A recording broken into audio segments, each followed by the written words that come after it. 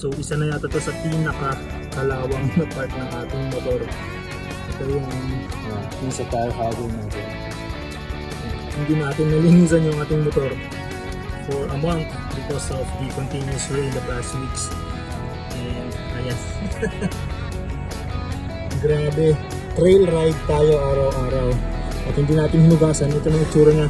Namin natin na medyo napabayaan natin itong ride natin. Anyway, na-flat na naman tayo. The usual thing na lagi tayong nasa-flat dito sa bundok. Dito sa Baguio mahamog. So every after trail ride, maputik. Minsan din kasi for the past weeks umuulan. So wala ring sense na linisin yung motor.